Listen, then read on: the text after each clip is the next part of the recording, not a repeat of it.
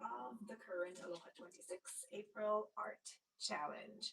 It took me a few more minutes because I was trying to change the orientation of the screen, and unfortunately I set it up for streaming vertically today, so apologies, I couldn't change it. So we're gonna stream vertically today, and we're gonna paint this beautiful flower. This is called Hau, H-A-U. It's a type of hibiscus. And what I find especially fascinating about this flower is that while it's on the tree, it's yellow. And as soon as it gets a bit older, it ages beautifully. Look at that. It turns red. So I have a little arrangement of flowers we're going to paint today. Let me show you. So this is the Hau flower, and then because this month we combined the theme Japan with the theme Hawaii, I added a Japanese Wisteria and also some Japanese Sakura cherry blossoms. All right. So I think most of you know me already, but I think we may also have a few new faces here. So just real quick, this is Keiko. I live in Hawaii. I was born and raised in Germany. My mom is Japanese, and I have lived in Hawaii for 10 years. I'm a artist, mixed media mostly, and I love drawing flowers and birds mostly, but pretty much everything else too. I also love teaching. I have just taught a in-person workshop here in Kona, and that's another reason all my art supplies were everywhere. So I had to go and look through all the boxes to retrieve a few things, aka pencil and eraser. Okay, let's turn the camera around and I'll talk about the supplies and about today's steps. Okay, hold on until I get my phone stand situated. If you hear strange sounds in the background, don't worry, that's the puppies. We have a 6-month-old Chihuahua Jack Russell puppy, and he is currently pestering his older brother, Keiko, who is 1.5 years old. And these dogs are known for being very rambunctious and usually also disturbing the live stream in one way or the other. So if you're new to my live streams, this is pretty much a constant. Something with the dogs happens pretty much every single time. Okay, let me look over to the chat. Hello everyone. Thanks so much for joining today. I know that Rudi in Germany was an hour early. It's very confusing. Hawaii does not change to summertime. They basically just, you know, the time's always the same in Hawaii. So in the summer season, spring and summer season, there's a little bit of a different time difference between, for example, Hawaii and Germany. It's 11 hours instead of the 12 hours during winter.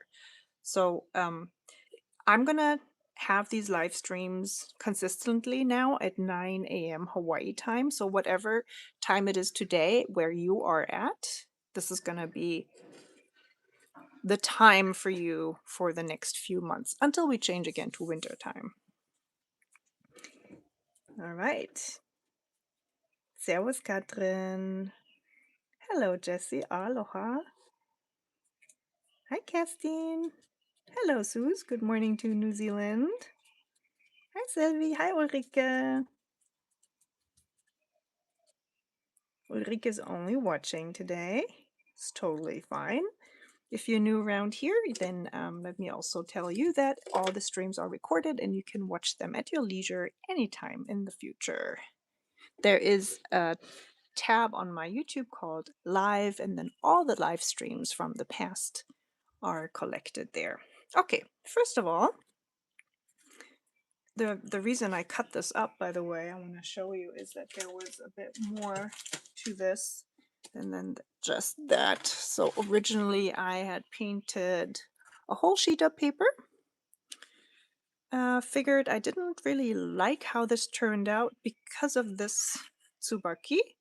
I mean, the flower itself is totally fine, but it's a bit, color-wise, just didn't fit that well. So I figured, I'm just going to do the howl flowers and the wisteria and the sakura on their own. By the way, what you think, you guys? I just turned this over and I was like, oh, for some reason I like it better. Okay, and then I took a new sheet of paper and did another, had another attempt at these. I think it was like that. Yeah, and I ended up not liking the arrangement on the sheet of paper, but I really liked this part, so I just cut it out. So yeah, it's a little tip for you. If you don't like your composition, just cut out what you like and you can repurpose it. Okay, so this is what we're gonna paint. I will be using a sketchbook today. So for the whole challenge this year, I have used this. This was gifted to me by a friend of mine, and this is a Strathmore mixed media sketchbook. And the special thing about this is that it has cotton paper, so quite fancy. And even though the paper is pretty thin compared to regular watercolor paper, it really takes media very well. So you can throw a lot of stuff on here, and so far so good, I gotta say. Okay, so these were paintings from the previous months. This is from the current month. Prompt 1 was Sakura Cherry Blossom. Prompt 2 was the Fire Horse, because this year is the year of the horse, and specifically the Fire Horse. And week 3 was about Japanese inspired food in Hawaii, and I'm not sure you can see that.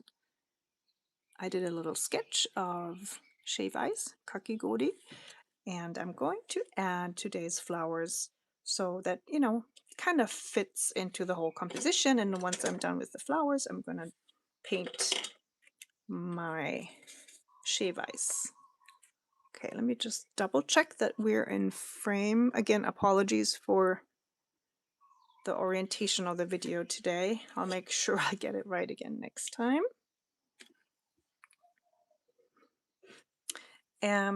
That's so much for the sketchbook. My paints that I will be using today are my handmade Alohawatercolors. It doesn't matter what paints you use, just make sure you have a yellow. This one's called Lemon. I'm using 2 different reds today. One is called Iwa. That's the name of the great frigate bird in Hawaii. This is a scarlet red. Then here I have Orchid, which is a quinacridone magenta. So if you don't have these 2 colors, just see if you have a red and a pink. This is cobalt blue, called Blue Canoe. And last but not least, I have a synthetic indigo called Kohola, which means whale in Hawaiian. As for brushes, I'll be using 2 brushes. This one is a so-called mop brush or quill brush. This is a size 10. If you have a large round brush or a filbert brush, that will work too. It's mostly really to get the first layer of water onto the paper, so I wouldn't worry about the exact shape and size of this brush. Just make sure it's rather big. And then for the rest of the painting, I'm going to use my own Alohawatercolors travel brush. That's a round brush, very pointy, size 8. I also have one of my favorite fountain pens ever. This is a Japanese sailor Fude de Mannen, and the interesting thing about this is that it has an angled tip. I'm not sure, I think it's 45 degrees. Hope you can see that. So all it does is that you can create thin lines, but also very thick lines. So thin line, but then if you change the angle, you have this thick line with the same fountain pen. You do not have to have this pen at all. I mean, you should, because it is a fantastic fountain pen. It's also very inexpensive. I think it's between $15 and $20 US dollars. So it's not breaking the bank, because as you probably know, there are fountain pens out there that cost pretty much as like a car, you know. You can totally use just a fine liner for your outlines today, or a small brush and some ink, for example. Okay, I did end up finding a pencil, this little stubby. I do not have an eraser, which is great. I totally recommend just forgetting about the eraser. No mistakes, in the sense that there are no mistakes, just happy accidents. Okay, so as for the drawing or the sketch, I sent you a template via my newsletter, but let's go over it one more time. Depending on the orientation of your paper, you can change the layout, of course. Yeah, you could like do something like this as well if your layout is vertical. Okay, let's have a look at this beautiful how flower. Let's take this one. All right, I always start with the outline or the outer shape of my flower, which is just a simple circle in this case. Then I find the center and I count the petals. There are 5. So what I usually do is I mark where I want these 5 petals to start. 1, 2, 3, 4, 5. And then see the dark spots there down in the center. That is very typical for this flower. So we're going to draw in 1, 2, 3, 4, 5. By the way, if you're doing this on your paper already, do not press down as hard as I do. This is just for you to be able to see what I'm doing. Next, you continue your line all the way to your outer circle. And you can already include a few of the folds of this flower. Make sure that you continue the line of these dark triangles. So see the dark triangle, and you want to continue your leaf from there. And here we go. So this defines the outlines of your flower, and then very important also is the center part here. Now when you look at a photo, it's already flat, very convenient. If you have a 3D object like I do here, you got to translate it a little bit. So if you look at it from the top, it's going to appear pretty much as a circle.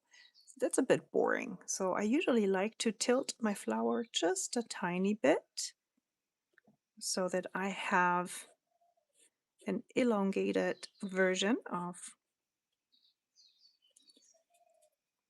the center part here, and then the stamens on top.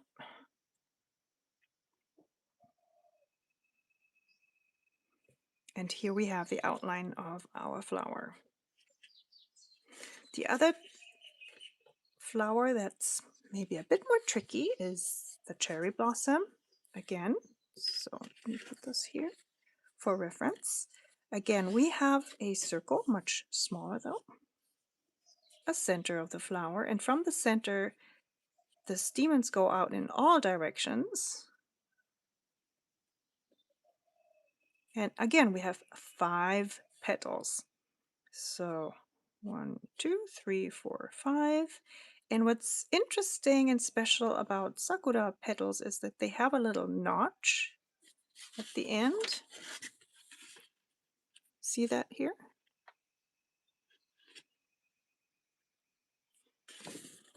That's what makes them very distinct, and it also distinguishes them from other flowers that look kind of similar, like the plum. So it's not just the color that differentiates them from other flower trees, but also this little notch here.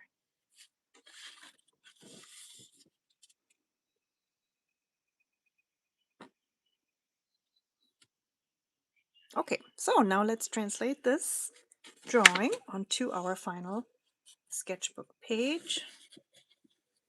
Okay, let me put this drawing up here so you still see it. Flowers here.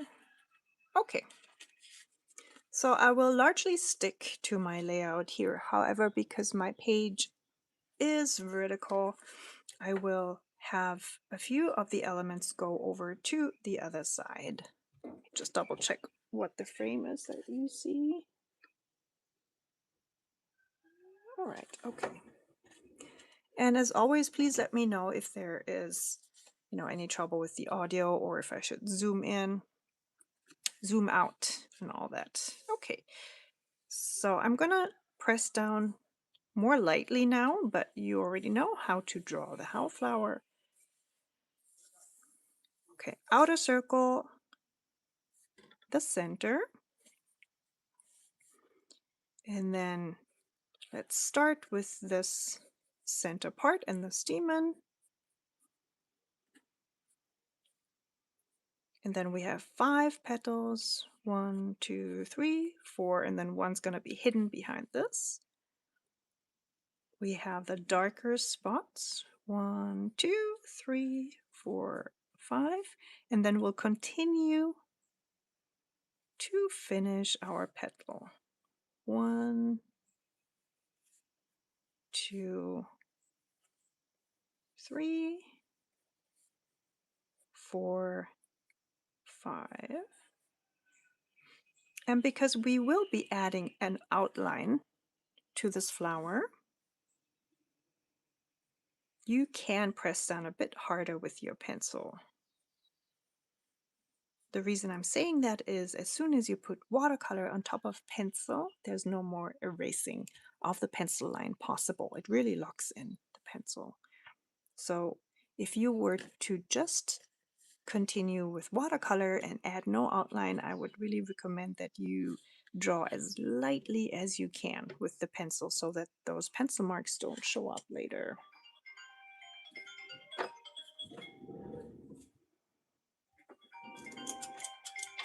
Whose phone is ringing?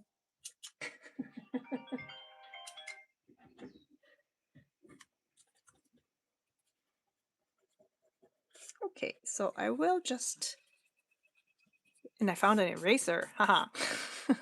I will erase those lines in between the petals. Okay, here we go. Next flower. Oh, sorry, I forgot to look at the chat. Are there any questions? Oh no, okay, good, good. I mean, not good that you don't have any questions, but hopefully so far it's going well for those of you who are drawing along. Okay, next let's add the wisteria. I'm gonna just have this kind of like spring out from here. 1, 2, and I'll probably draw a few more over on this side later to tie it all in with my other page. Then we'll have 2 leaves here. And then these leaves are going to overlap or kind of like continue onto the other side of my sketchbook. Okay, and next the cherry blossoms. Let's put in one here, 1, 2, and another one down here. Outer circle, center point, 5 petals, 1, 2, 3, 4, 5, 1, 2, 3, 4, 5. And then don't forget the little notch at the tip of the petal.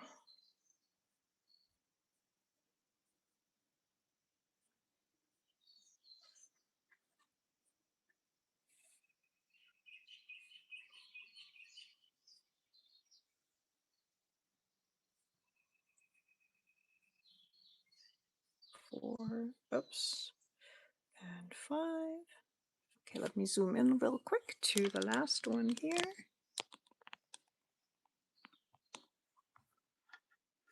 This one here is like a side view of that particular one. So the shape is a bit different. It's almost like a triangle, and then you'll fit one petal in here, then one in here, 2,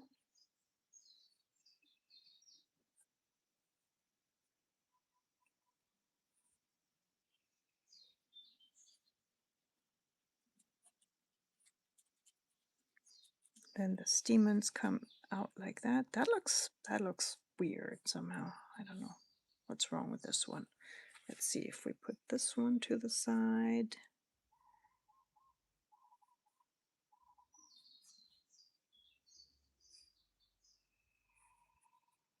Yeah, well, I guess. No, that's just how it is. Okay. My line got really intense there, so I'm just going to go over it with my eraser very lightly. If you have a kneadable eraser, this is the way to go. You can see that this one here smeared my pencil line quite a bit, or smudged it. I have no idea where my kneadable eraser is. It is gone. And of course I have more than one, but they're all gone. They disappeared. Maybe the dogs took it. They love stealing my supplies. Stationery. Oh, they love chewing on my pens. Thank goodness I only have inexpensive pens because I've lost quite a few. Okay, let's zoom out again and let's look at the composition. Here we go.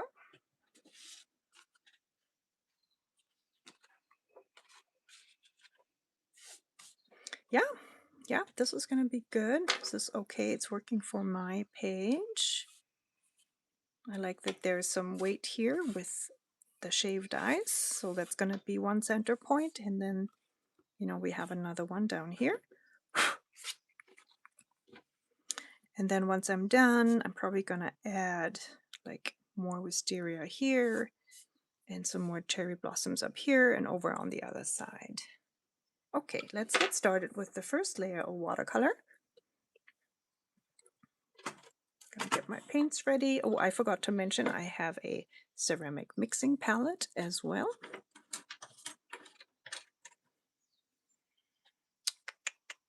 So yeah, being in vertical format definitely has its challenges. Let me put it here so you can see what I'm doing. I have 2 water containers. One is to rinse the brush, and then one water container I try to keep clean so I can always pick up clean water. Okay, so I have drowned my brush in water. I'm going to pick up lemon yellow.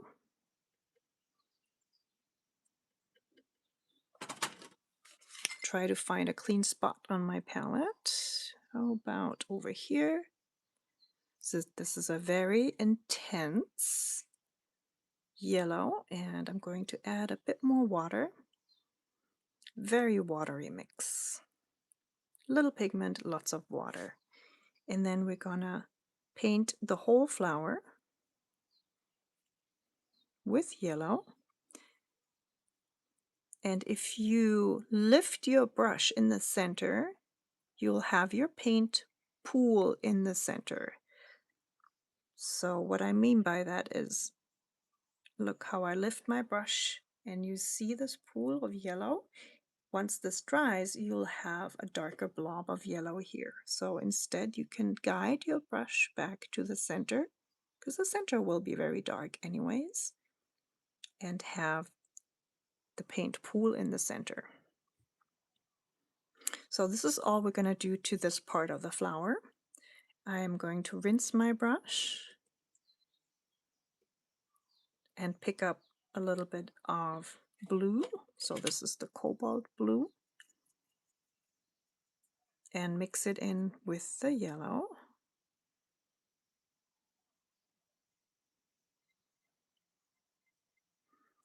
And using my other brush, because I don't want to go back and forth rinsing my brush all the time, I'm going to pick up some yellow, mix it in.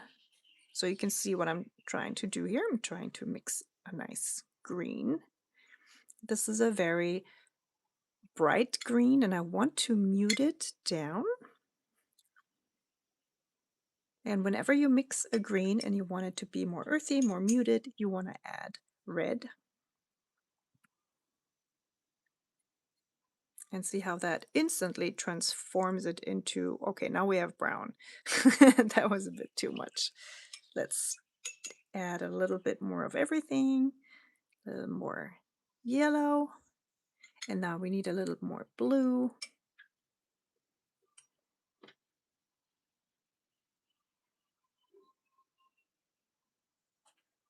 So yeah, sometimes, you know, you gotta go back and forth until you have the color that you're envisioning. I think I want a little more yellow in this one so that it's not quite as dark. Oh yeah, I like this one. This is a nice mossy green. It still looks a bit fresh. It's not too muted. It's not too earthy. Okay, and with that, I'm going to draw the wisteria lines. I'm not going to draw all the way through because in some spots I want some of these purple flowers to go over the branch. And let's add some leaves down here. What I'm doing with my brush here is I'm pressing it down in the center. So I start very lightly touching the paper and then pushing the belly of the brush all the way down and then lifting it up again to create that pointy tip. And again, see how this paint pooled down here? You can take this now, drag it back, and have it pool where you want it to pool. And I usually recommend that it pools at the stem because that's where leaves usually are a bit darker anyways.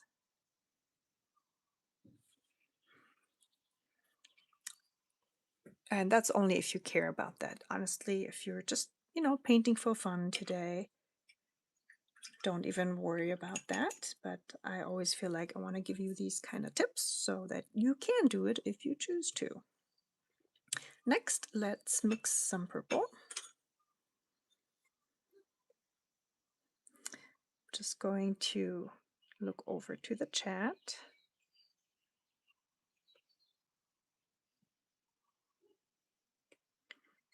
You're very quiet in the chat. Are you all busy painting flowers?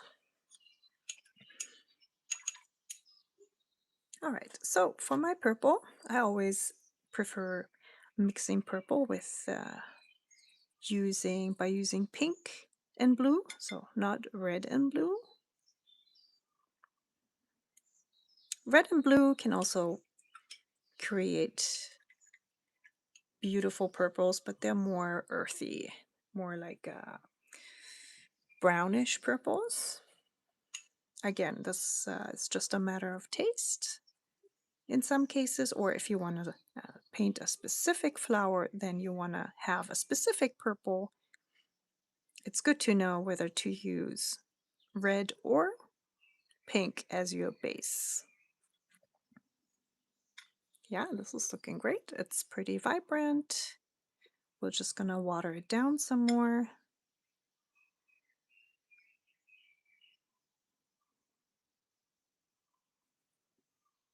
I think I actually want to add a little bit more pink because I really like how this, in this one, the purple has definite pink undertone to it.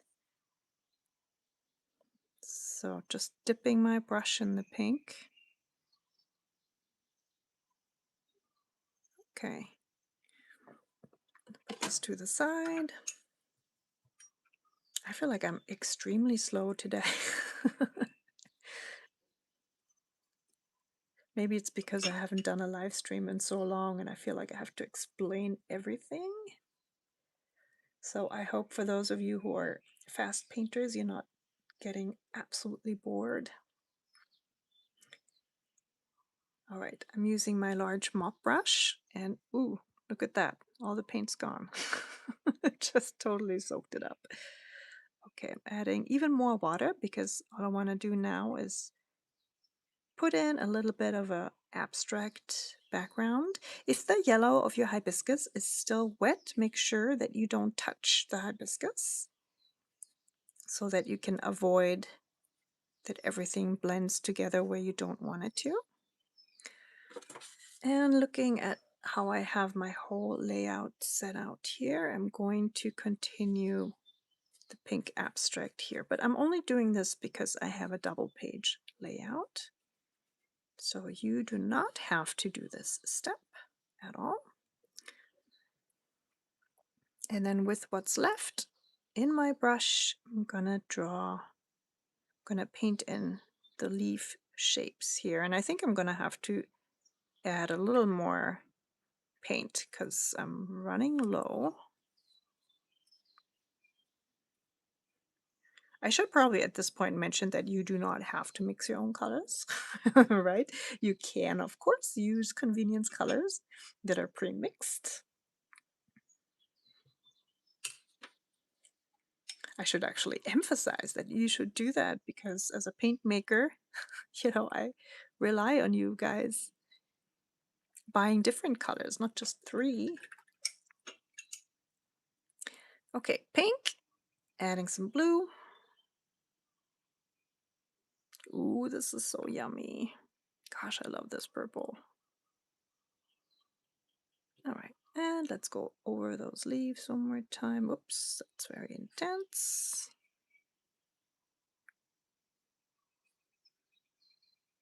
And one more here. That's very dark. Let's water it down a little bit. So I definitely tend to use my colors more opaquely. Even when I paint with watercolor, I like intense, vibrant colors. But for this session, I'm really trying to stay more transparent with my paints to achieve that painterly watercolor look.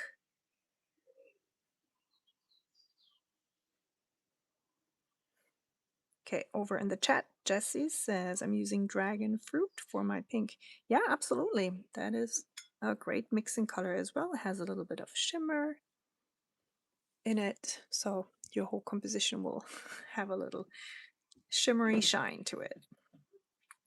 Okay, so next, the wisteria. So the wisteria, let me just show you real quick.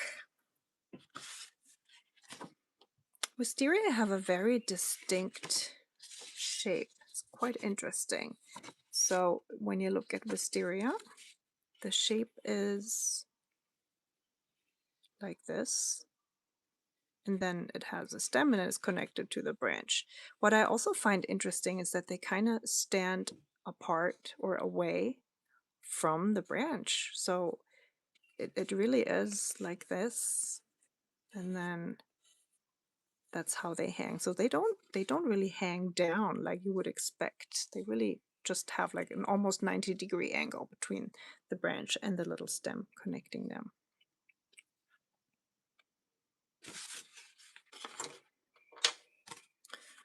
Okay, with my size 8 round brush, I'm going to start at the tip with just a few small blobs here, and then making sure that this background is already dry.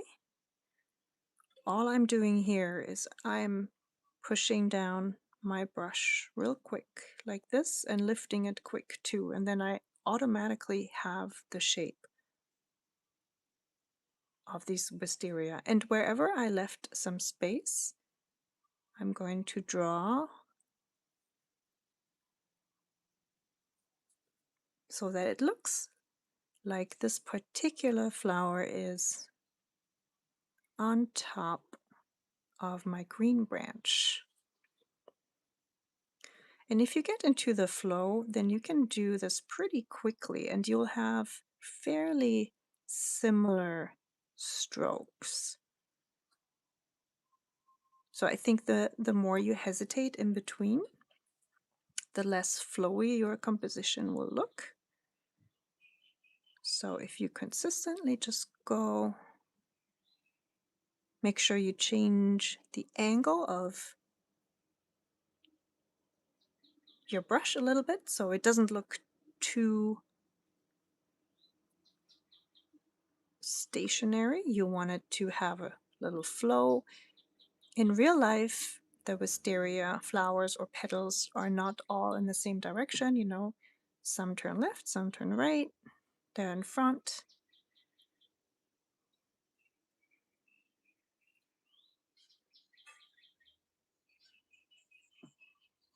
And then with the rest of my paint, I am adding just a little bit of paint where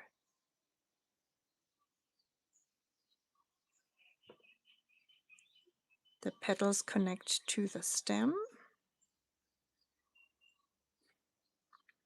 I actually made a little bit of a mistake here because, as I mentioned earlier, the petals are not connected directly to the branch, but they stand away from it a little bit. So I'm going to make sure I add a few that are actually away from the branch. And then I add a little branch here, or a little stem, I should say.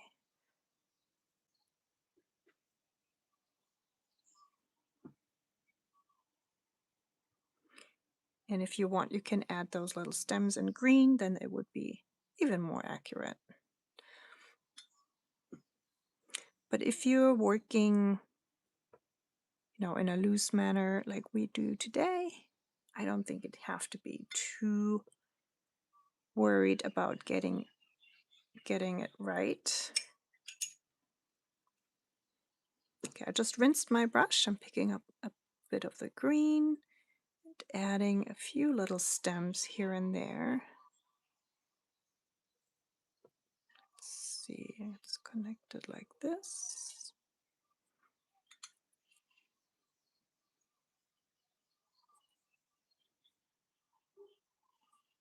And I'm also painting over my center branch one more time to just make it stand out a little more, because this purple is a very strong color and the branch runs the risk of being overpowered by those little petals here. Okay, here we go.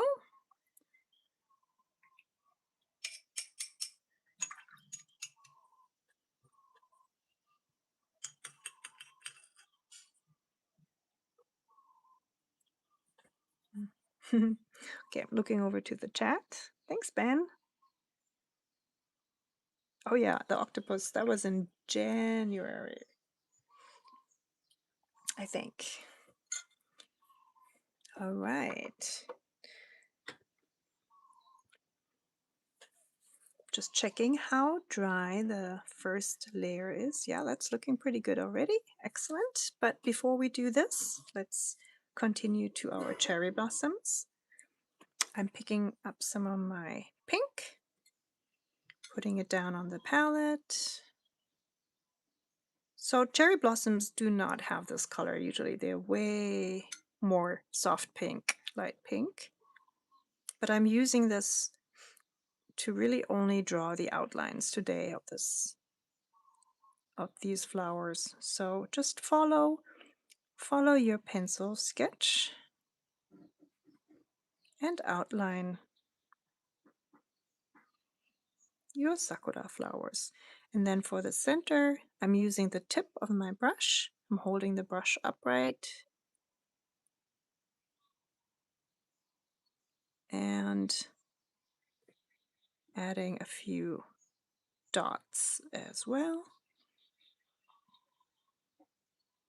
I'm going to go all around and add outlines to all of my cherry blossoms. And please feel free to add more of these blossoms if you like, especially if your composition turned out to look a bit different than mine, or maybe you're working in a horizontal format, or maybe you even have a square piece of paper.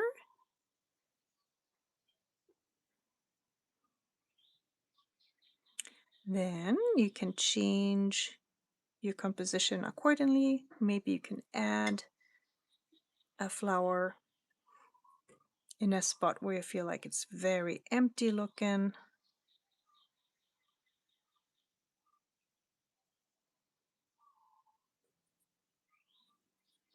Okay, let's add a branch here.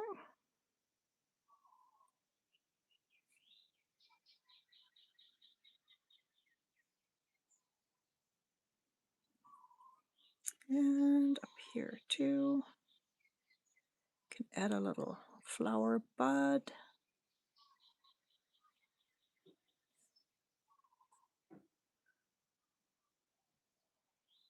So I'm still working with just holding my brush upright and adding little strokes. All right, I'm adding water to my pink here in my palette, lots of water. I'm just gonna add one more petal here, leaf, I mean, and maybe up here.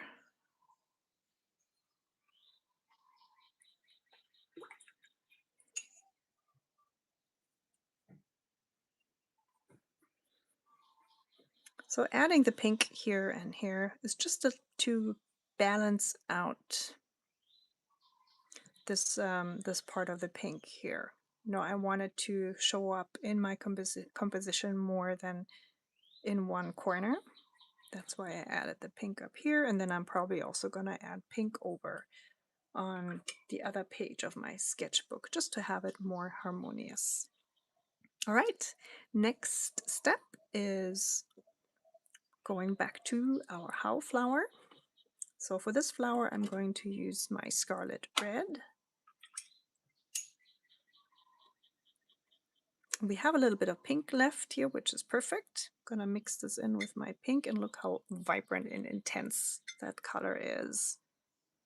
Super, super vibrant, almost like a fluorescent color.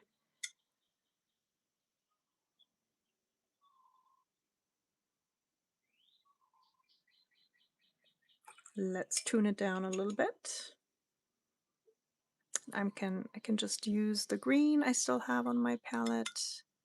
That might not be enough, but let's see if it changes anything. Not much. So let's add a little more.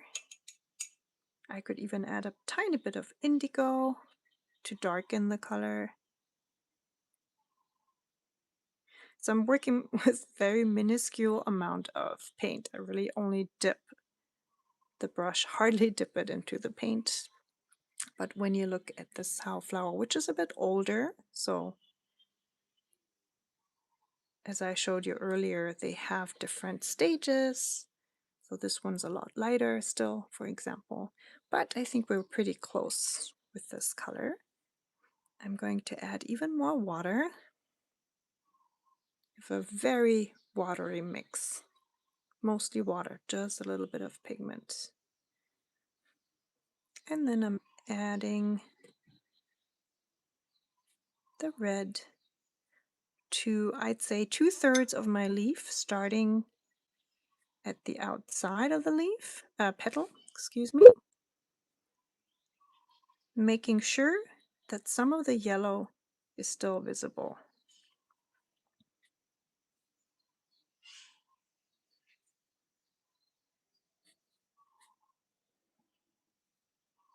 Going all around.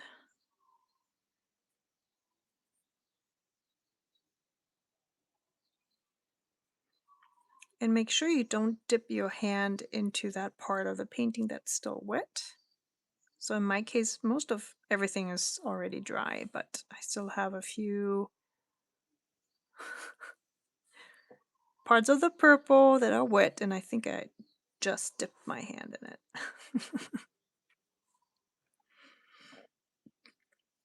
Okay, something's happening in the chat. Keiko-chan, you can paint this Wisteria Fuji. Oh yeah, so my mom's just saying that Wisteria, she calls him Fuji, which is the Japanese name for Wisteria. So beautiful. I love it. Sakura, realistic and especially fine. Aw, thanks so much, Mom. Yeah, seriously, if I ever need a pick-me-up, I know where it's coming from.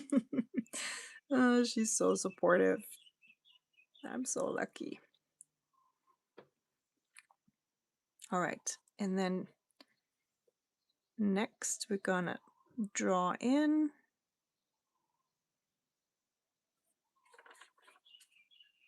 now the dark part here.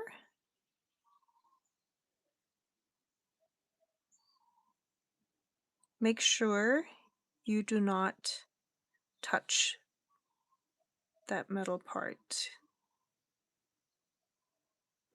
And I will be adding a little bit more indigo to make this darker.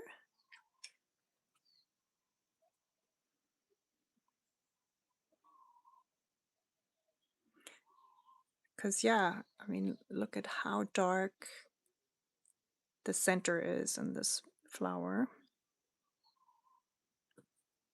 And I'm just touching my brush here to the paper to add a bit of darkness here. And then the top, the stemmen are also really dark. Excuse me.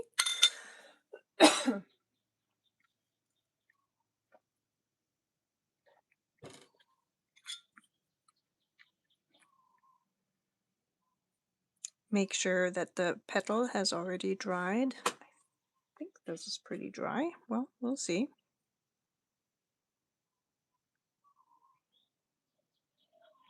By the way, you can do this part with the fineliner later on too, especially if your paint is still wet. You don't want to go over it with watercolor. Then you can do this part because these are fine lines with your fineliner or your fountain pen later on as well. Okay, then with our dark mix, I want to go back in and add a little bit of shadow wherever I see shadow in this flower as well.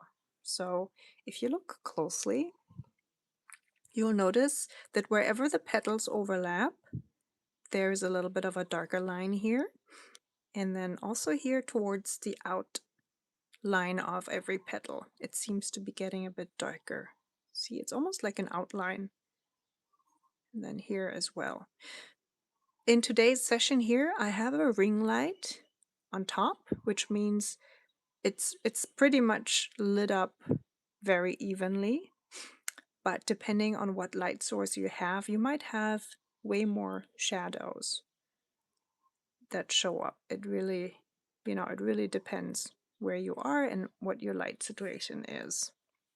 But generally speaking, wherever you have petals overlap, you will have darker spots.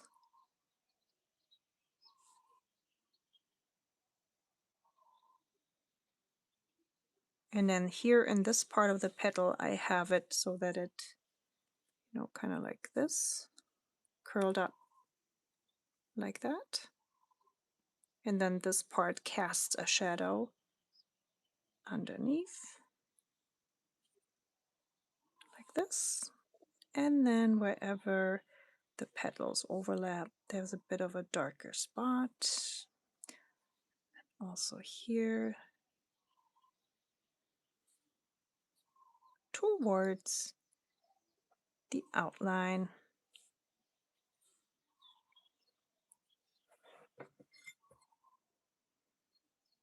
Depending on the paper that you use, your paints might blend really naturally together, or you might end up having very harsh lines. So in order to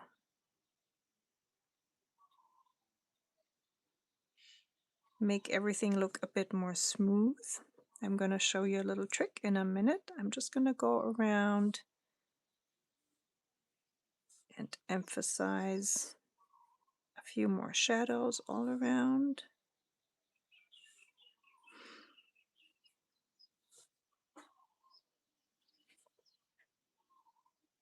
Okay, so in case you have harsh drying lines or drying edges, you can wash your brush with clean water and then dry it to the point where it feels, yeah, pretty dry. It's still a little bit moist. And then you can gently go over the parts that you want to blend in with the underlying red color.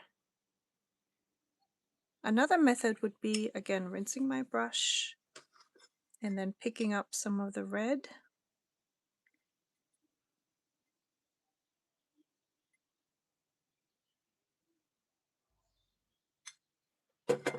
and adding a bit more red, and then while you do that, you can blend it with the darker color. I'd say if your red is already very vibrant, I wouldn't necessarily add more. And you can just use a clean, dry brush to blend your colors. But if your flower looks a bit like mine and it definitely needs a little bit more vibrant red, then just go over and add another layer of red. And while you do that, just gently move your brush back and forth to blend it in with your darker shadows.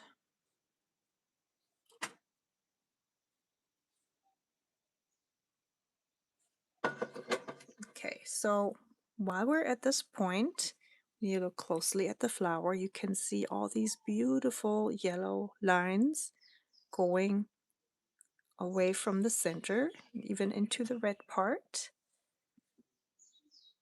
So I'm going to drag my paint from the center of the flower with quick strokes.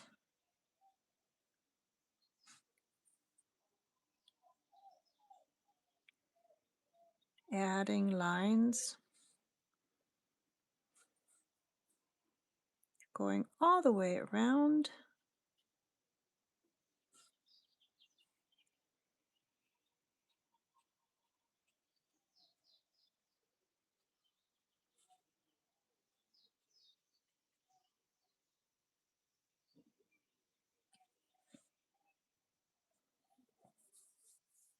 All right, so I'm going to let this dry before we add outlines to this with a fountain pen.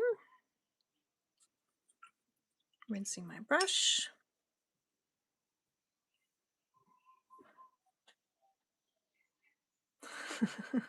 Oh, Mom, so sweet. All right, my dears, any questions so far? How's it going with your painting today? If you're painting along, that is. This is definitely not an easy flower to paint. Just a heads up if you're struggling with this one. It's not you, it's the flower. Okay, so, ooh, this is so pretty too. Look at this one.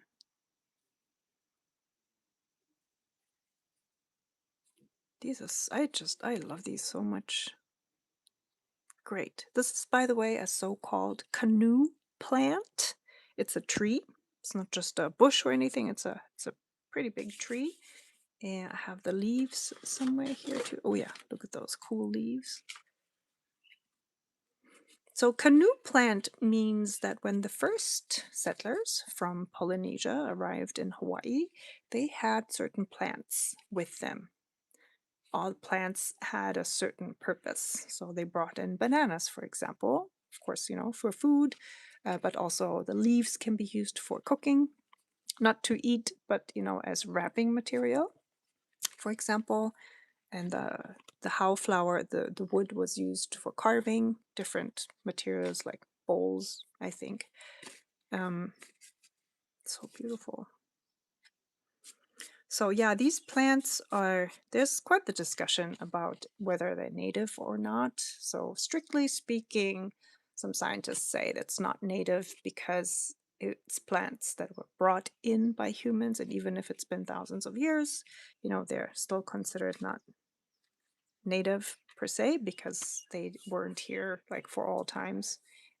Introduced without humans, so they came here by themselves. That's what's, I guess, considered a true native plant.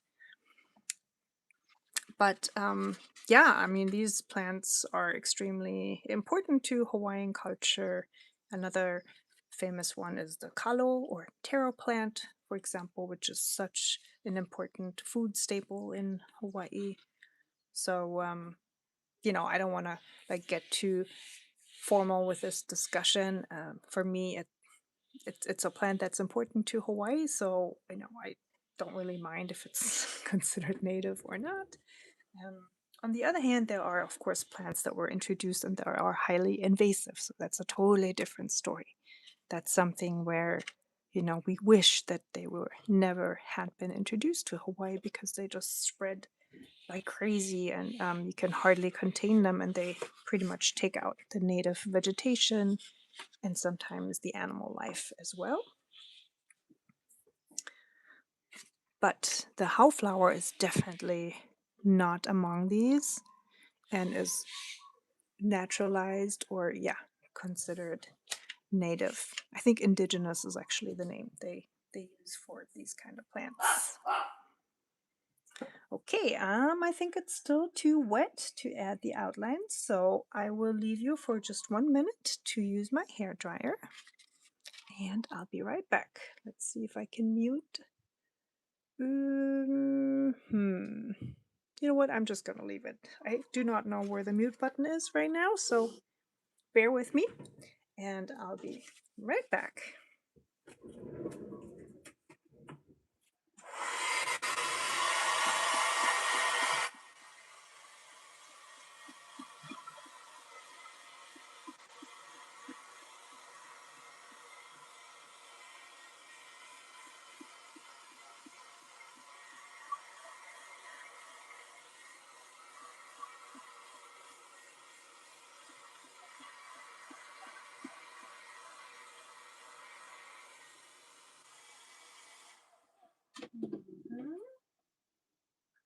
Yeah, I think that'll work. You can always test your paper wetness by tilting it and looking at it from different angles. And if it's still wet, you'll see a sheen on your paper.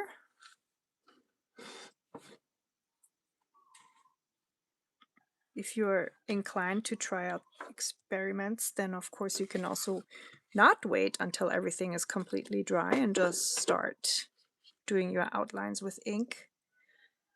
And that might do some really beautiful and interesting effects. I'd say as long as your paper is not too wet, then because, you know, then your pen will just not work at all. Okay, as I mentioned in the beginning, you can use either a fineliner or a very small pen, brush and some ink, or in my case, I have a fountain pen. Okay,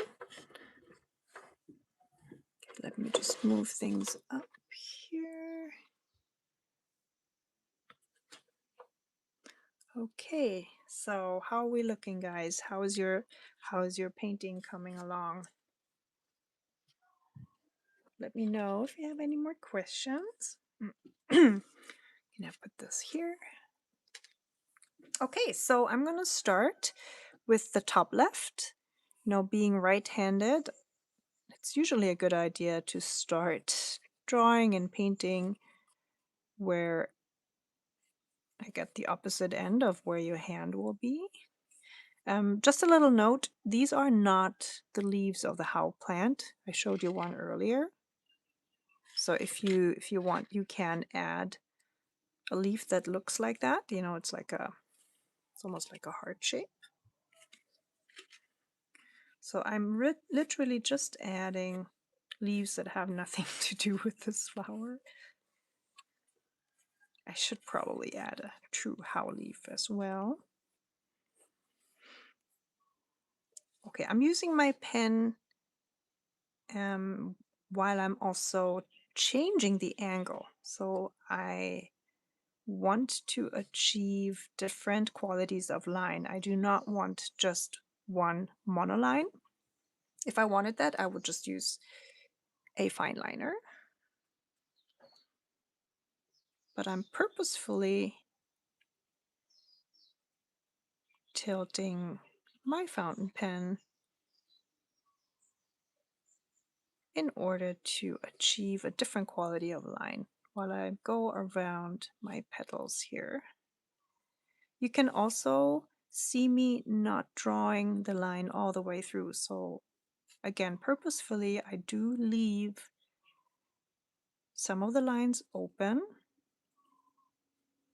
And that's just a matter of style and preference. You can make that choice, or you can very meticulously finish every single line. You can even go in to your flower design and draw these fine yellow lines with your outline tool.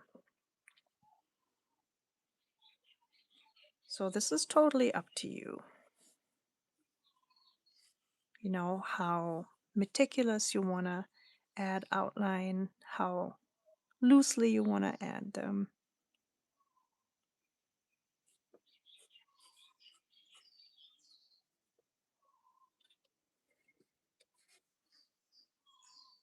Yeah, for me, this is enough. I do not need more outlines than that. So I'm just going to continue. Over here with the Wisteria, same thing. I'm just kind of dotting my way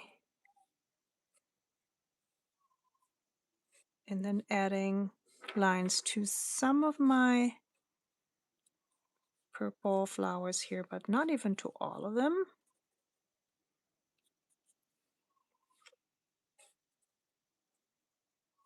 So for this step, really don't overthink it. You can be very loose with this if you like.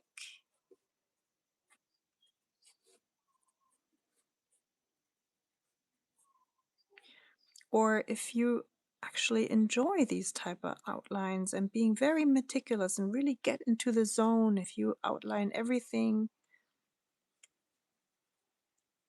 then go ahead and do that. I think it's always a matter of what's most comforting for us to do. And just because I do it my way does not mean that you have to do it the same way at all. You might want to do it the same way the first time you do it, just, because you like to just relax, follow a tutorial. I do that too, by the way. I do enjoy just leaning back, watching a tutorial and then doing it because I don't have to come up with my own design, etc.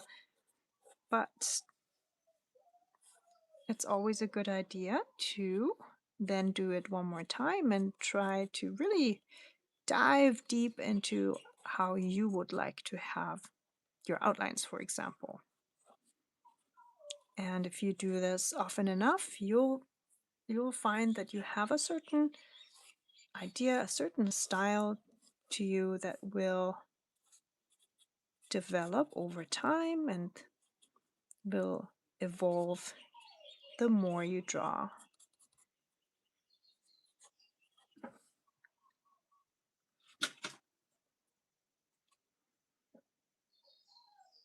Thanks, Marcella.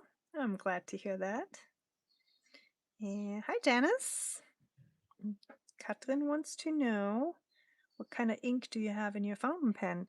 Good question. Where is it? This ink was gifted to me by my pen crazy friend Michelle here on the island. This one is, I think it's from Mexico. It's called Monarca Cardona. It is not waterproof or water resistant. It is a very regular fountain pen ink. The reason I'm saying it's not waterproof is that This only works, of course, if you put down the watercolor first, let everything dry, and then draw over it. And this ink is actually way more pink in reality than it looks, what it looks like in my pen. And the reason is I had a dark blue ink in this pen beforehand, and it's still in there. So now I have this gorgeous kind of burgundy color, maroon color. But the more I'll draw, the more pink it will be. I think you can maybe see already a slight difference. Maybe not. it's hardly visible. I will put all my materials that I use today down in the description box below. It'll take me about half hour or so to add all the information, and then you can come back later if you're interested in specific materials that I used today and just have a look. I try to do this for all the live streams, by the way, so whenever you rewatch an older live stream and you're interested in the materials that I use, then you can just check the description box down below. Okay, so let's see. I think I want to maybe add another little bud up here. Maybe a little leaf here and there. So now I'm just playing. Now I'm just adding things where I think that maybe it needs a little bit more. It's always fun to add little dots. I really like doing that. I often also use the splatter technique with watercolor. So just splattering on some paint with my watercolor. I'm not going to do this for this particular piece though, just adding a few dots.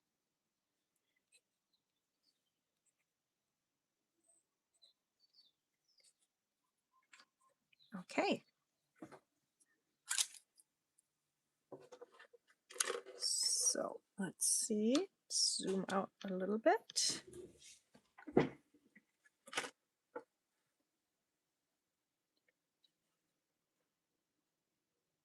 Yeah, there's not a lot of shadow work going on in this piece. It's a bit, flat sounds so negative, but what I'm trying to say is, for example, if you look at my first painting, I added quite a bit of dark. There are a lot of dark parts and lighter parts, and even in this one. And the overall look of this is a bit more subtle, like there's less contrast, but I do like it, and I feel like it's gonna go well with my shave ice illustration over here. This is also going to have less contrast, so I think I'm pretty happy with how this turned out today. Please don't forget to tag me if you put this up on your Instagram channel. So my Instagram handle is at Alohawatercolors. Again, I'm gonna note this all down in the description box. Okay, so let's turn the camera around one more time real quick so I can say goodbye. Hold on. Here we go. All right. I hope you guys enjoyed today's live session. I will be hosting another one next week. I'm not entirely sure which day, but I think it's going to be Wednesday again. And next month, which is starting in 2 days, it's going to be all about flowers. And I'm not sure if you know that, but on May 1st here in Hawaii, we celebrate Lei. So it's May Day, Lei Day. The Lei are the Hawaiian flower garlands. So next month we'll have 4 prompts and they'll all be about Hawaiian flower Lei. And the first week will focus on the flower of the Big Island. Big Island is where I live, and the flower is the Ohia Lehua. So the first garland will be an Ohia Lehua garland. Take a look at my newsletter. So if you're not signed up yet, I'll leave a link down below in the description box. And this way you'll find out about the live streams. And yeah, I hope you enjoyed the session. If you can, leave me a thumbs up and also perhaps a little comment here on the video. And I'll see you again next week. Until then, ahui ho, aloha, bye-bye. Okay, how do I end the stream? Everything looks different now that it's vertical. Bye.